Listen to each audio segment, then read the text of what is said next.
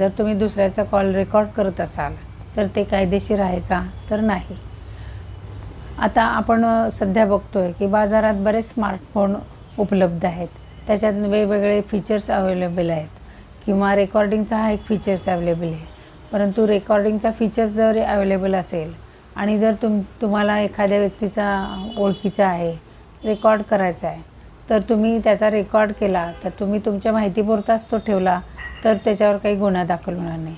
परंतु त्या पुढच्या व्यक्तीच्या संमतीशिवाय तुम्ही रेकॉर्ड केला तो कॉल तर आणि तो तुम्ही परत त्याच्याच व्यक्तीच्या अगेन्स्ट पुरावा म्हणून वापरला किंवा तो केलेला कॉलचं जे कंटेंट आहेत ते तुम्ही सगळ्यांना पाठवले, शेअर केले किंवा व्हॉट्सॲपवर पाठवले आणि त्याच्यात ते पुढच्या व्यक्तीच्या लक्षात आलं की अरे आपले सगळे रेकॉर्ड बाहेर फिरते, मग अशा वेळेला तो तुमच्या विरुद्ध कायदेशीर कारवाई करू शकतो. तर याच्यात मुख्य अट काय आहे की असं रेकॉर्डिंग करायचे असेल तर दोन्ही व्यक्तींची, पुढच्या व्यक्तीची संमती घेऊन तुम्ही कॉल रेकॉर्ड करायला पाहिजे. किंवा समजा त्याची संमती नाही आहे पण तुम्ही तुमच्या लक्षात राहण्यासाठी किंवा तुम्हाला नंतर आठवत नसेल की आपण त्या दिवशी काय बोललो, तर तुम्ही ते क्लिप काढून ठेवली की आमचं काय झालं ऑफिशियली काय बंद झालं आहे, तर अशा वेळेला ते कॉल रेकॉर्डिंग चालेल कारण तुम्ही त्याचा दुरुपयोग करत नाही आहे.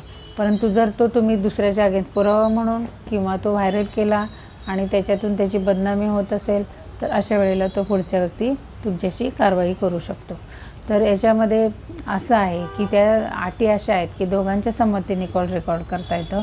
परंतु आता आपण कधीकधी वेगवेगळ्या कंपनीला कधी कॉल करतो, मग त्यांच्याकडून काय रिप्लाय येतो आपल्याला की तुमचा कॉल रेकॉर्ड करण्यात येत आहे, की गुणवत्ता आणि प्रशिक्षणासाठी तुमचा कॉल रेकॉर्ड करण्यात येत आहे. म्हणजे त्यांनी तुम्हाला इन्फॉर्म केलेलं आहे आणि तुम्ही पण त्याचं संभाषण कंटिन्यू करता. परंतु जर असं कुठल्याही प्रकारची इन्फॉर्मेशन न देता तर तुम्ही ते कॉल रेकॉर्ड केले आणि मिसयूज केला तर तुमच्या विरुद्ध हेरगिरी तसे ब्लॅकमेलिंगचा पण आरोप दाखल करता येऊ शकतो, गुन्हा दाखल करता येऊ शकतो.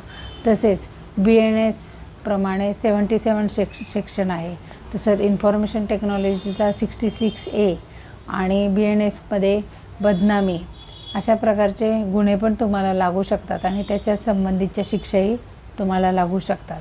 तर दुसऱ्याचा कॉल रेकॉर्ड करणे आपल्या माहितीसाठी इथपर्यंत ठीक आहे, परंतु त्याचा दुरुपयोग करणे, पुरावा म्हणून वापर करणे किंवा नंतर त्याच्याच विरोधात तुम्ही व्हायरल करणे आणि त्याची बदनामी होईल असे मेसेज त्याच्यातून पास होत असतील तर तो गुन्हा होईल आणि तो तुमच्या अगेन्स्ट कायदेशीर कारवाई करू शकतो.